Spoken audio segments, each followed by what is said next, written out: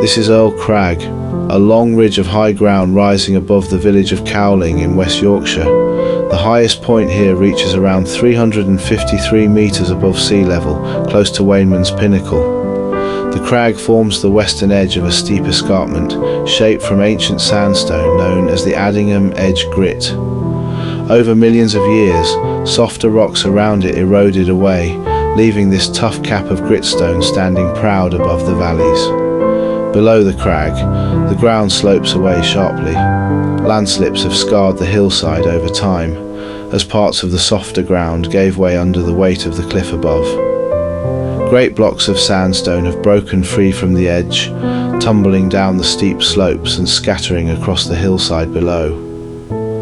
Earl Crag stands today as a natural fortress of stone, a rugged line marking the meeting of sky and land.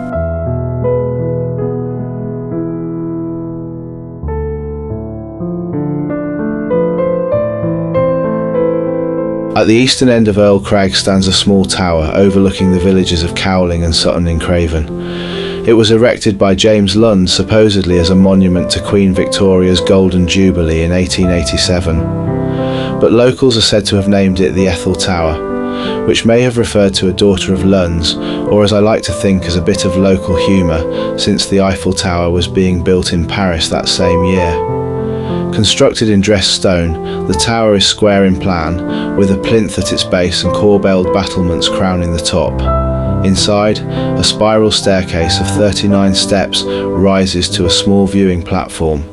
There is a plaque on the tower, but the inscription has long since weathered away, leaving the original dedication uncertain.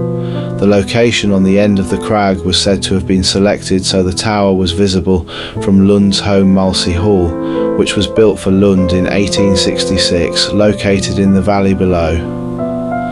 Malsey's Hall has its own belvedere, a viewing tower integral to the main building for gazing back at the crag above.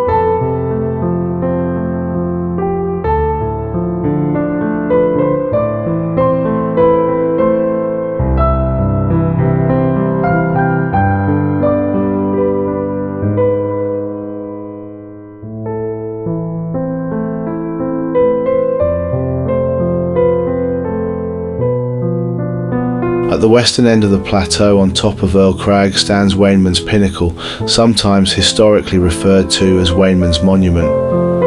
Although the present structure is said to date to 1898, earlier Ordnance Survey maps show a monument here as far back as 1848, suggesting that an earlier version stood for many decades. It is believed to have been first erected by a member of the Wayneman family of Carhead Hall, possibly as a memorial to those who fought in the Napoleonic Wars, including the Battle of Waterloo in 1815. Some evidence suggests the original structure may have been positioned slightly further back from the edge of the crag beyond the current field boundary, where part of an earlier structure still remains. The present pinnacle is built from rock-faced stone, shaped as a tall tapering pier or obelisk, capped with coping stones and a pointed finial. Its bold, simple form and prominent position make it a familiar landmark across the moor, standing sentinel over the landscape much as it has done for generations.